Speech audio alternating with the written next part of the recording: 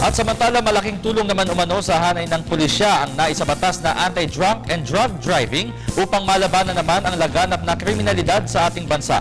Balikan natin ang ulat ni Alvin Baltazar.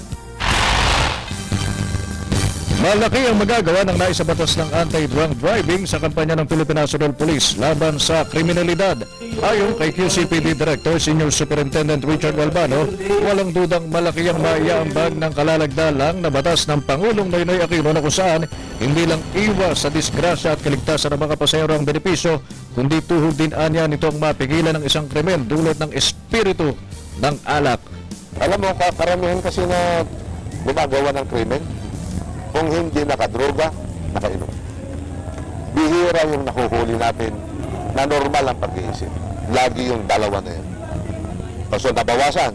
Tapos yung crime prevention natin, yung babanatan natin itong mga drugs na ito. So two-way. Maganda yun. Tiniyak naman ni Albano ang pipiliin sa pagpapatupad ng kalalagda lamang na batas at pantay-pantay ang kanilang gagawing implementasyon nito na kahit sariling mga kabaro basta't lumawag ay kanilang huhulihin.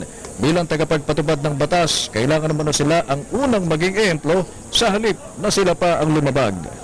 Siyempre, sakop din kami sa batas na yan. Kung gagawin namin, kami rin mismo manghuhuli sa hanay namin. Sa ngayon ay inaalam na ng QCPD ang Implementing Rules and Regulations o IRR ng Anti-Drunk Driving Law upang mapag-aralan at maipatupad ito ng buong higpit na para sa pulisya ay isang mabisaring hakbangin para sa crime prevention. Para sa Telebisyon ng Bayan, Alvin Baltazar.